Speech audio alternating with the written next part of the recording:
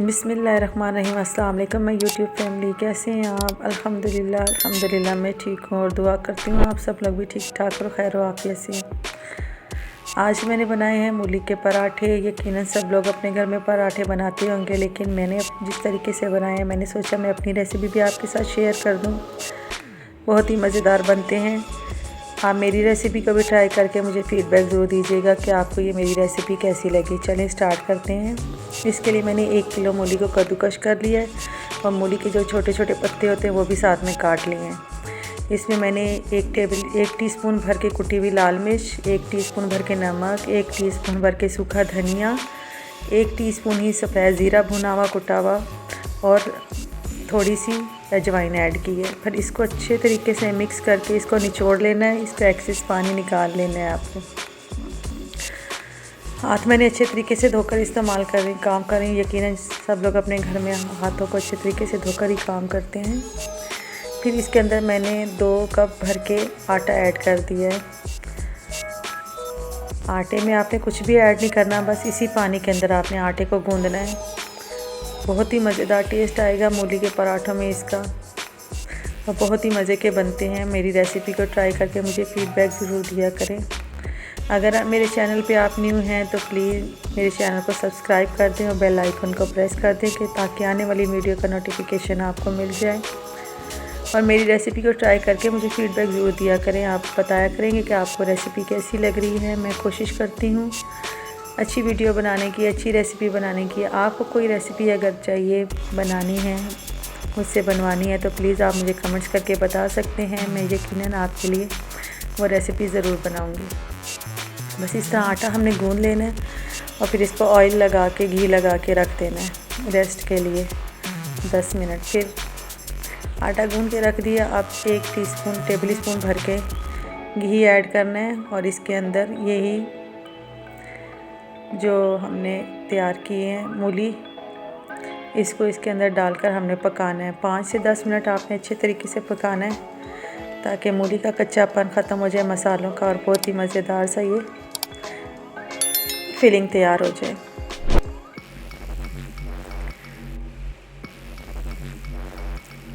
پانچ minute 10 minute آپ پکا لیں، بہت ہی مزیدار یہ بن جائے گا۔ اور میری ریسیپی کو ضرور ٹرائی کیا کریں، مجھے فیڈ بیک دیا کریں، مجھے بتایا کریں۔ اور جو بیمار ہیں ان کے لیے دعا کیا کریں، اللہ پاک ان کو شفائے کاملہ عاجلہ دے اور مجھے بھی اللہ تعالیٰ صحت دے۔ میری جتنی رپورٹس ہیں، ٹیسٹ ہیں، اللہ کرے وہ سب صحیح آئیں۔ اللہ پاک میرے لیے بھی آسانیاں کرے، جتنے بیمار ہیں سب کے لیے آسانیاں کر دے، اور جو پریشان حال ہیں سب کی پریشانیاں دور کر دے۔ یہ دیکھیں ہمارا مکسچر تیار ہو گیا۔ بس فلنگ ہم نے اس کو اب ایک پلیٹ میں ایڈ کر لینا تاکہ یہ ٹھنڈا ہو جائے۔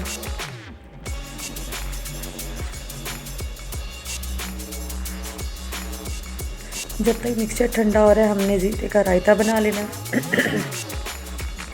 دہی کے اندر آپ نے بھنا کٹا زیرہ، پیسی ہوئی کالی مرچ اور نمک ایڈ کر کے آپ نے مزیدار سا یہ رائتہ بنا لینا ہے۔ پراٹھوں کے ساتھ یہ رائتہ بہت مزے کا لگتا ہے۔ اس رائتے کے ساتھ پراٹھے ٹرائی کیجیے گا اور مجھے فیڈ بیک دیجیے گا۔ اب میں آپ کو 2 طرح سے پراٹھا بنانا بتاؤں گی کہ 2 طرح سے آپ فلنگ کیسے بھر سکتے ہیں۔ ایک اس طرح آپ نے پیڑا لے کر اس کے اندر آپ نے فلنگ بنا کر پیڑا بنا لینا ہے۔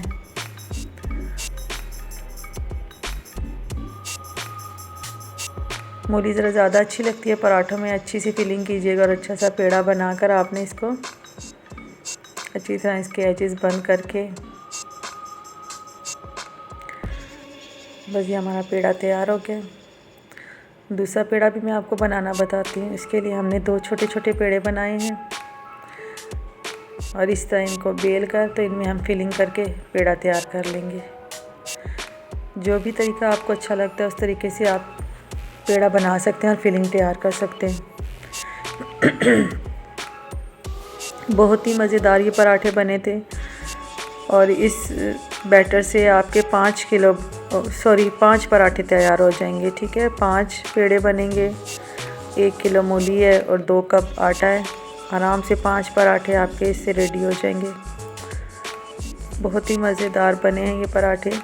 پلیز میری ریسیپی کو ٹرائی کیا کریں، مجھے فیڈ بیک ضرور دیا کریں اور مجھے بتایا کریں کہ آپ کو میری ریسیپیز کیسی لگ رہی ہے۔ میں کوشش کرتی ہوں آپ کے لیے اچھا کام کرنے کی۔ اگر آپ کو کوئی چیز پوچھنی ہو تو مجھ سے پوچھ سکتے ہیں، اور کچھ بتانا ہو تو بھی مجھے بتا سکتے ہیں مجھے کہ میں کیا چیز صحیح کروں۔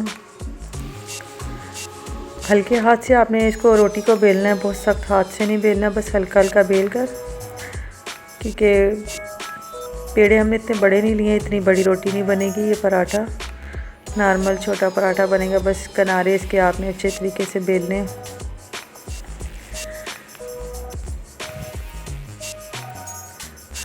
لو میڈیم آنچ پہ آپ نے پکانے ہیں، زیادہ تیز آنچ پہ نہیں پکانے، یہ پراٹھے جلے نہیں، ہلکی آنچ پہ پکیں تاکہ اچھے سے پراٹھا تیار ہو جائے۔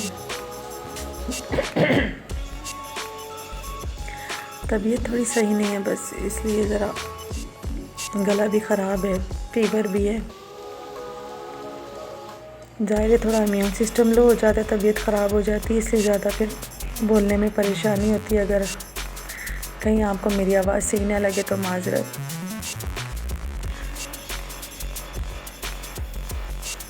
بس آپ نے اچھے طریقے سے پراٹھے کو لال کر لینا ہے، اسی طرح دوسرا پراٹھا بھی بیل کر بنا لینا ہے۔ دونوں پراٹھوں کی کٹنگ کر کے کھول کے میں نے آپ کو دکھائے ہیں، دونوں پراٹھے بہت اچھے بنیں گے، نہ کہیں سے ٹوٹیں گے۔ یہ دیکھیں نہیں ٹوٹا یہ پراٹھا کہیں سے بھی۔ یہ دوسرا پراٹھا بھی میں نے توے پہ ڈال دیا تھا، اس کی ویڈیو مجھ سے بیلنے کی مس ہو گئی تھی۔ یہ دیکھیں یہ بھی کہیں سے نہیں ٹوٹا، یہ پراٹھا بھی ریڈی ہے۔ مزیدار پراٹھے مولی کے تیار ہیں، زیرے والے رائتے کے ساتھ انجوائے کریں، مجھے اپنی دعا میں یاد رکھ